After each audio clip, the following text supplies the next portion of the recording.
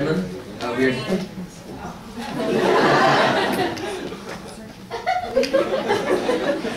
delighted to have you here to participate in the 3rd Annual Teen Town Hall, hosted by the Mayor's Youth Commission.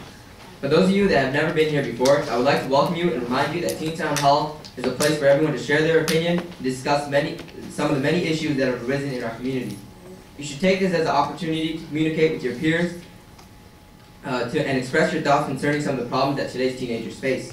You will participate in one of 4 groups: academic integrity, activism, environmentalism, and lastly, teen abuse.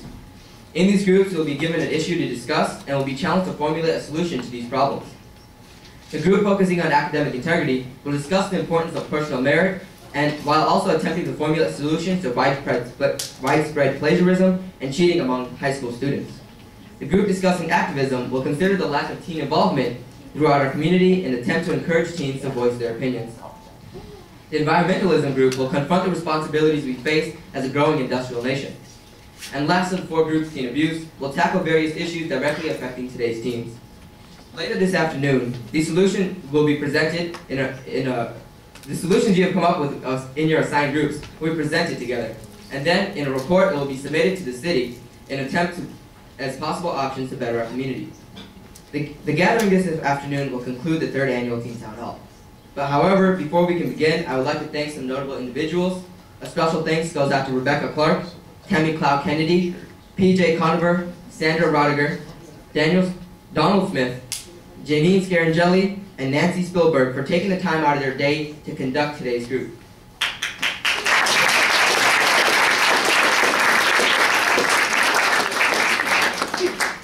I would also like to thank some of our sponsors: the City of Chandler, Chipotle, Einstein Brothers Bagels, Fry's, and Sprouts. Without their generous contributions, these facilities, promotional items, meals, and indeed the entire event would not have been possible. Their continued support for positive community and youth development projects in Chandler serves as an inspiration to the citizens in our community. I'd also like to welcome and thank City Council members, Councilmember Hartke and Councilmember Human, for attending today's events. It is because of these individuals' interest in what the youth have to say that make this forum an effective practice. It is my pleasure to introduce to you Mayor Jay Tibshraeny. Mayor Tibshraeny is in his 5th term as a Chandler mayor. Prior to this, Mayor Tibshraeny served 8 years in the Arizona State Senate. Please join me in giving Mayor Tibshraeny a warm welcome.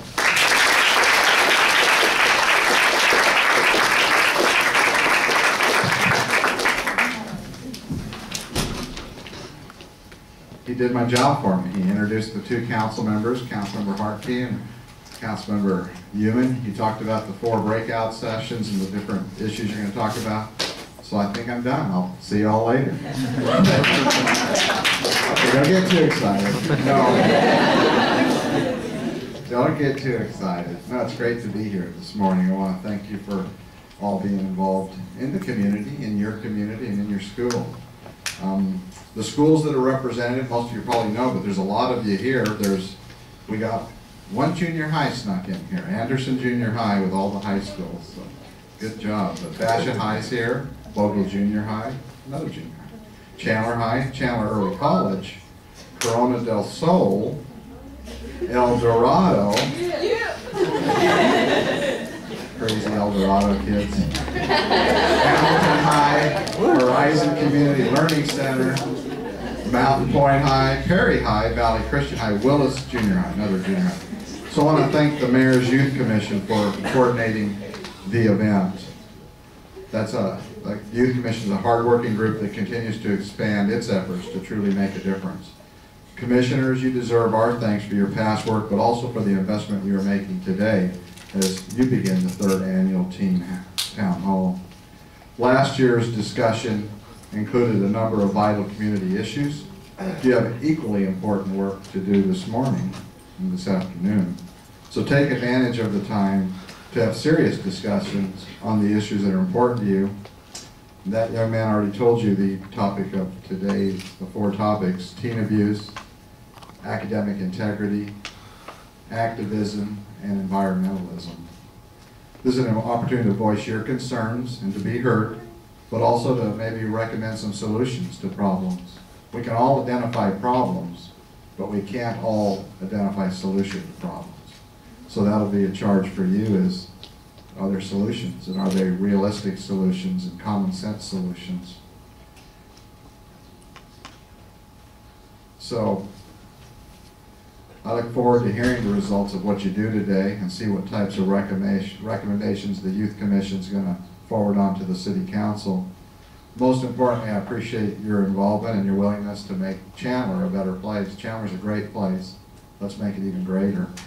I believe your participation will grow over time when others realize the opportunity to have a voice in the process. So, thanks for letting me come and say a few words of a little bit of wisdom today. And with that, I'll turn it back to the man in charge from Hamilton High.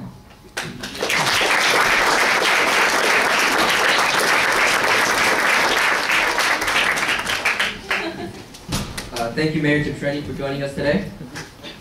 Next up, we have Miss Sandra Rodiger. Sandra is currently a second-year PhD student at ASU School of Sustainability, studying the importance of norms in creating social movements and change for a more sustainable future. As part of her degree program, she is working as a fellow for the Sustainability Science for Sustainable Schools program. This means she has been lucky enough to spend this school year working on sustainability issues with amazing teachers and students at Chandler High School. Before coming to Arizona, she had received her master's degree in industrial and organizational psychology at the University of New Haven.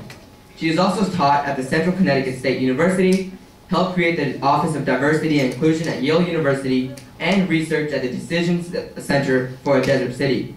I invite Sandra Rodiger to the stage.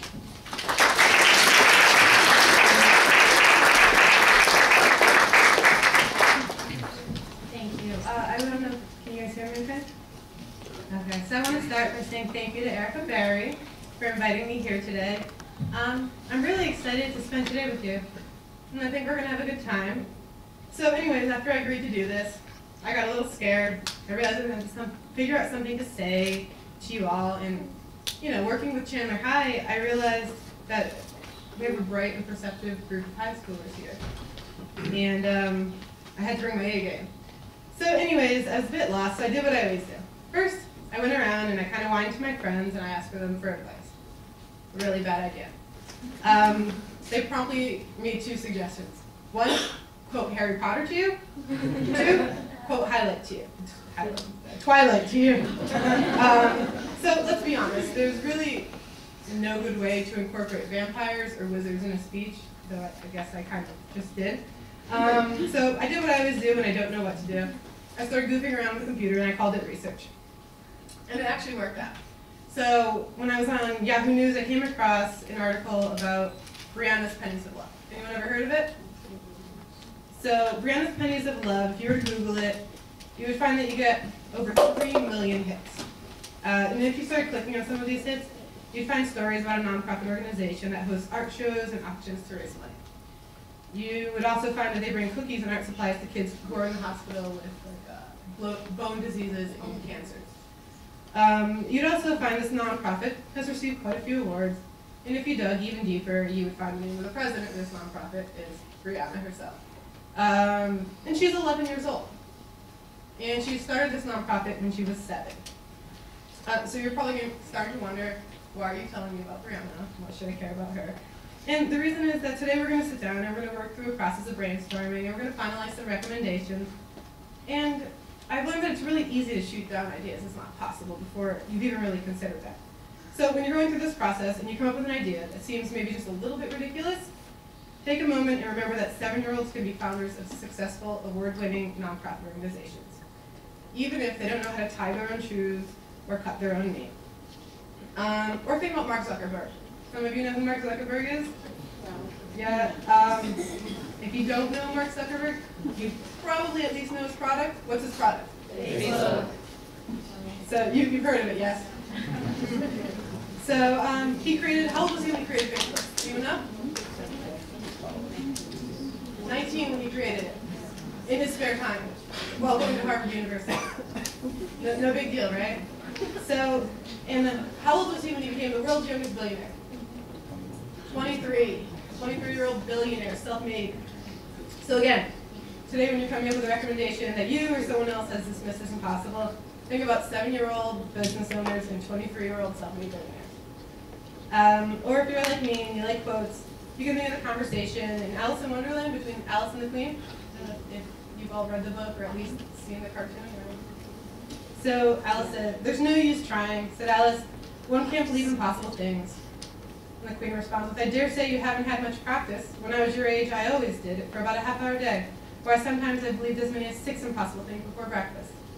So there's something important that I think should be pointed out about this quote. And it's not the Queen telling Alice that there's no use trying, that she should just give up. It's Alice telling herself that. Now, in my opinion, for whatever it's worth, I think that's way worse than someone else telling you you can't do something, right? Because what happens? When someone else tells you, we can spot it, and maybe we get a little defensive, right? You can't do that. Yes, I can, right? A little worked up. But if we tell ourselves that, it's kind of sneaky. And you change your own mind so fast that you don't even realize you've done it. Or you tell it to yourself in a way that it becomes fact, right? Like I did. That's impossible. In any case, whether it's you or someone else telling you it's impossible, you can't listen.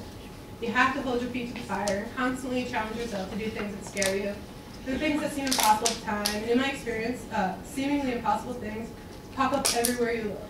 And when you take the impossible and make it possible, that's when magic happens in some shape or form. Now here's where I was going to tell you about when I was in my early 20s. I had lived in the same town in Colchester my whole life. And that's in Connecticut. And then I had gone undergrad in Connecticut.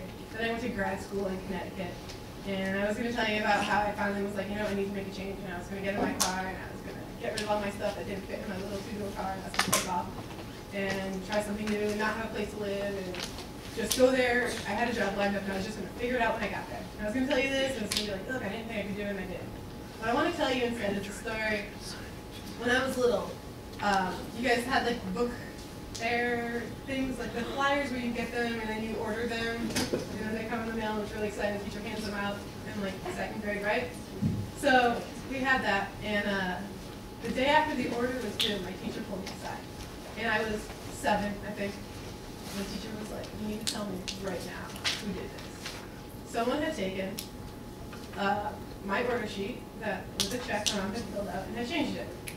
They had changed the total, they had re-signed in cursive, rewritten in the correct amount, changed everything. I was like, I'm not saying. It was kind of like, for a 7-year-old, it felt like interrogation. Like in the movies, she dragged me out in the hallway and had me up against the wall, so you tell me, right? So I got home, and my mom, same thing.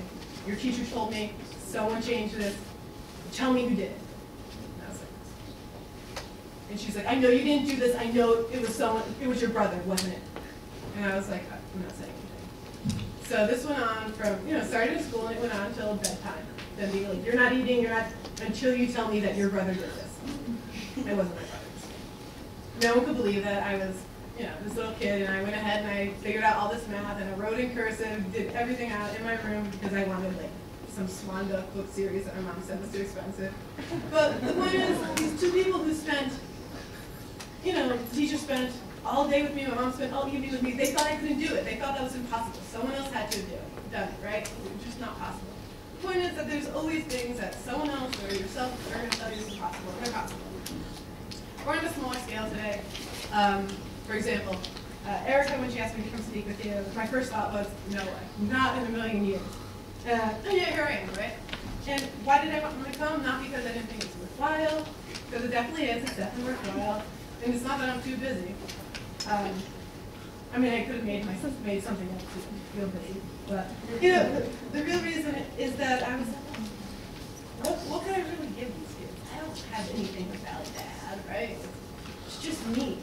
And that's kind of silly because even if I came up here and said something really, really terrible, at least I've shown you how not to give a speech, right? There's something someone can always add.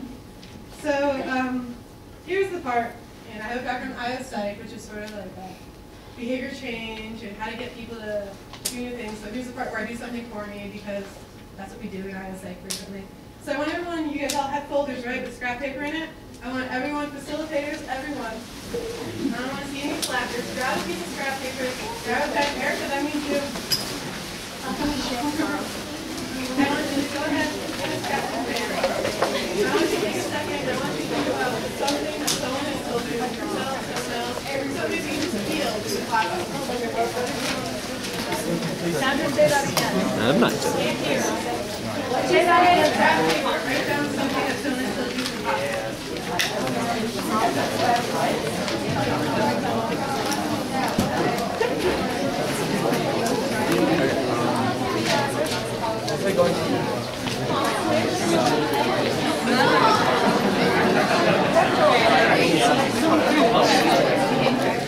What are we supposed to be writing down? I guess something that's impossible. What is it? Oh, something that we actually did that was impossible? No, I enjoyed it. Well, I thought this... Oh, I was thinking I got up this morning, but that's a little bit more momentous. I didn't think it was possible to get up any earlier for school than normal. Stephen,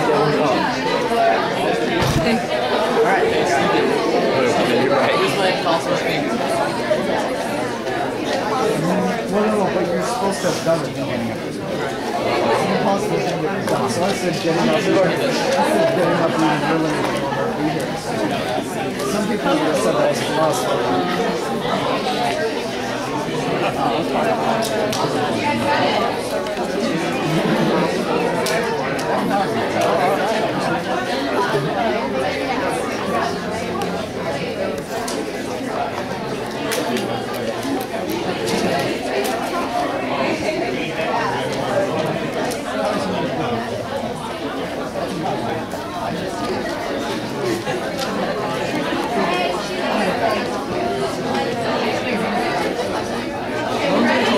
Hey, people said it was impossible for me to have a brother who's in the football academy at Hamilton next year. What do you do?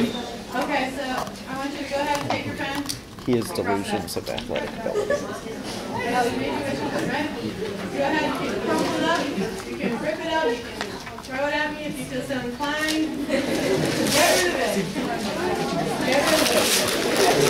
Kevin, he'll be a freshman next year. He's not there yet, but he still has delusions that he has athletic ability. He's actually about 2 inches taller than me, but he has no coordination at all. He's gonna. I was giving him 2 weeks more by the time he starts. That's true. That's true. But I mean, he's doing rec football right now. He's never done real football. He's gonna. Right? Facebook. Social networking site that can connect, what, 600 million users right now? Doesn't seem all that possible. There's plenty of things out there that's going to limit you, money, laws of gravity, the laws of physics, whatever. But for today's town hall, let's not let ourselves do one of those things. When someone presents a solution that seems far-fetched, instead of leading with thoughts and comments on why it's not good enough and why it won't work, let's go ahead and lead with how we can help it work. Because Margaret Mead said, never doubt that a small group of thoughtful, committed citizens can change the world. Indeed, it's the only thing that ever does. And that's it.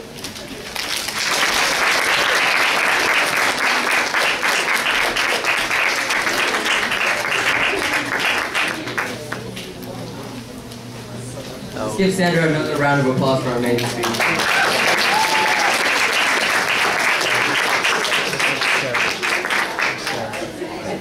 Next, we will all participate in a team building activity led by Abel. And after this activity, I would like everyone to return to their seats so Casper could come on stage and direct us where we're going to split up into our groups. But as for now, I would like to invite Abel onto the stage.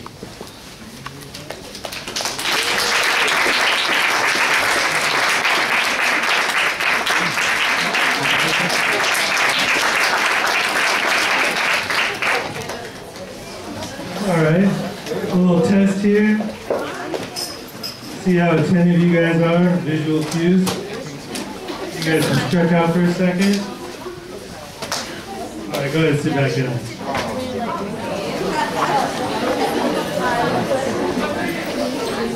All right. Erica asked me to come out today to lead you guys in an icebreaker to motivate you guys before you guys break into your group discussion. So for me, what better of a motivator is there than music? All right. By a show of hands, let's see who does not like music. Oh, you don't like music? Remember, I'm testing to see how attentive you guys are right now. before you guys go into your group discussions, I want to make sure you guys are attentive and also motivated. So we're going to try something right now. Hold on a second, I need a chair.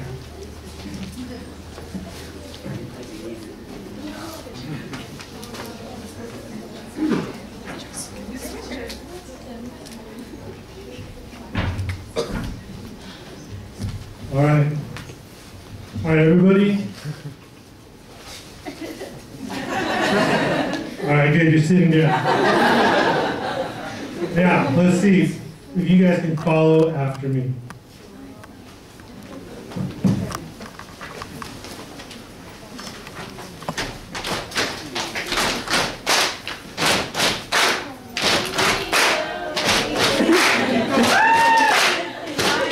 All right, on three.